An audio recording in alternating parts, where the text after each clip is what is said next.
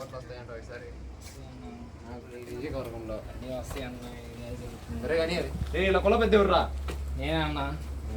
ఏ సాంబిగా అయ్యా ఎవరు వచ్చారో చూడు. ఎవరయ్యా?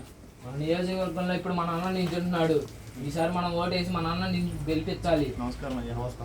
నమస్కారం ఏ టూరాయి ఇచ్చేయండి, లెక్క చూసి ఇచ్చేయండి. ఎన్ని ఓట్లు చూసి ఇగో ఇది తీసుకోండి. ఈసారి మన అన్నని గెలిపించాలి మన నియోజకవర్గంలో. తీసుకోండి. తీసుకోండి అమ్మా. వద్దయ్యా మీకే ఇన్ని ఓటేయండి. వద్దయ్యా మాకొద్దు. ఇప్పుడు ఇవి తీసుకుంటే మా అవసరాలు తీరుతాయ్యా, మా తరతరాలకి ఎలా ఉపయోగపడతాయి అయ్యా? ఈ ఒక్కసారి గెలిపిండి చూద్దాం. వద్దయ్యా మాకు వద్దయ్యా. మీకు మంచి ఇల్లు బళ్ళు అన్ని వచ్చేస్తాయి. పాత ప్రభుత్వంలో ఏం జరిగిందో తెలియదు కానీ ఈ ఒక్కసారి గెలిపియండి. మాకు ప్రతి నాయకుడు అదే చెప్తున్నాడు అయ్యా. చూడండి అయ్యా ఎలా ఉందో మా ఇల్లు, మా రోడ్లు, మంచినీళ్ళు, ఆసుపత్రి కూడా లేక మేము మా బ్రతుకులు ఇక్కడే నలిగిపోతున్నాయి అయ్యా. మా రోడ్లు చూడండి అయ్యా ఎలా ఉన్నాయో. ఇది ఒక్కసారి మన అన్నకు ఓటేసి గెలిపించండి అమ్మా. ఈసారి రోడ్లు మంచి నీళ్ళు అన్నీ వస్తాయి. వద్దయ్యా. చూడండి అయ్యా మా చిన్నదానికి ఆరోగ్యం బాగాలేక ఆసుపత్రికి తీసుకుపోతే పట్టణానికి నీటి వల్ల సమస్య వచ్చి దాని ఎదుగుదల ఆగిపోయింది అన్నారయ్యా. వద్దయ్యా, అవసరాలు మాకు వద్దయ్యా. ఒక్కసారికి ఓటు వేపియండి అయ్యా, వేపిస్తాం.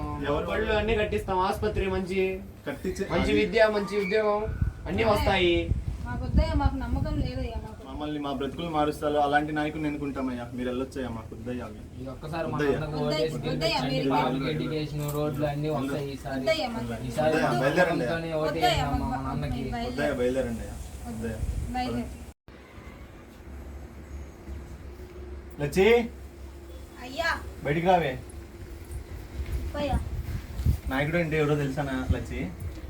నాయకుడు అంటే ప్రజల్ని మబ్బు పెట్టి డబ్బులు ఆశ చూపించి బహుమతాలు ఆశ చూపించి మాకోటేయండి అనేవాడు నాయకుడు కాదు లచ్చి. ప్రజల కోసం, ప్రజల కొరకు, ప్రజలకై పనిచేసేవాడే సరైన నాయకుడు. అలాంటి నాయకుడిని ఎన్నుకున్నాం. అవునయ్యా, మన ఆయుధాన్ని మనం సరిగా ఉపయోగించుకున్నాం. మనందరికీ తెలుసు, భారతదేశం అతిపెద్ద ప్రజాస్వామ్య దేశం. ప్రజలే తమ నాయకుడిని ఎన్నుకునే స్వేచ్ఛ ప్రతి ఒక్కరికి ఉంది. అలాగే కుల, మత, ప్రాంతీయ వర్గాలకు అతీతంగా ఒక మంచి నాయకుడిని వాళ్ళు చూపే ప్రతిఫలం ఆశించకుండా ప్రతి ఒక్కరూ తమ ఓటుని వినియోగించుకున్న రోజు ప్రజాస్వామ్య దేశాన్ని కాపాడుకున్నట్లు అవుతుంది.